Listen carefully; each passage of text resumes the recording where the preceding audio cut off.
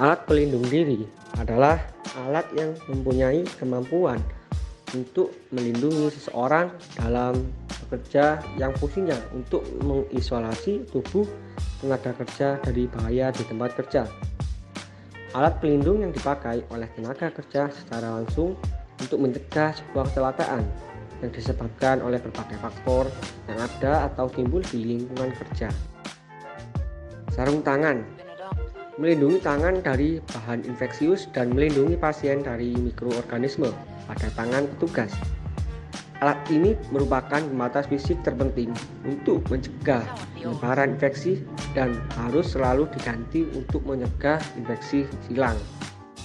Menurut Tejen, ada 3 jenis sarung tangan, yaitu yang pertama, sarung tangan bedah.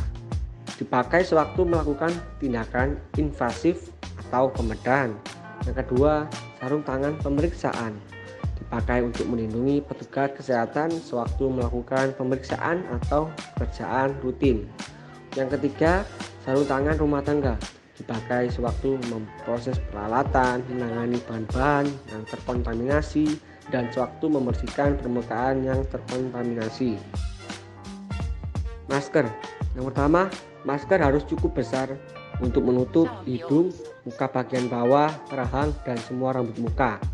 Yang kedua, masker dipakai untuk menahan cipratan yang keluar sewaktu petugas kesehatan atau petugas bedah, bicara, batuk, atau bersin, dan juga untuk mencegah cipratan darah atau cairan tubuh yang terkontaminasi masuk ke dalam hidung atau mulut petugas kesehatan.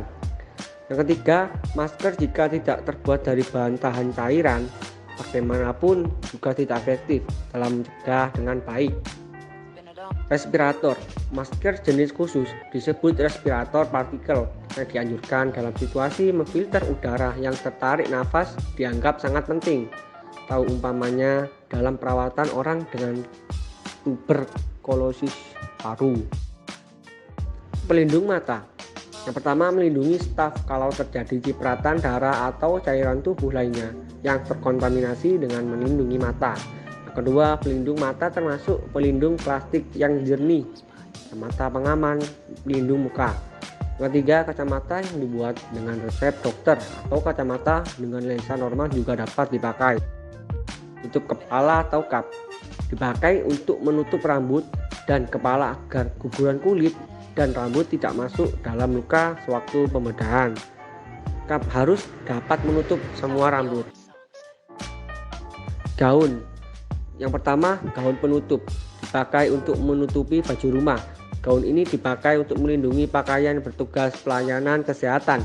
Untuk yang kedua, gaun bedah pertama kali digunakan untuk melindungi pasien dari mikroorganisme yang terdapat di abdomen dan lengan dari staf perawatan kesehatan sewaktu pembedahan. Apron.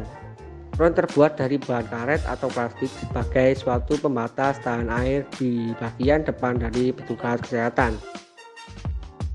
Alas kaki dipakai untuk melindungi kaki dari perlukaan oleh benda tajam atau berat atau dari cairan yang kebetulan jatuh atau menetes pada kaki.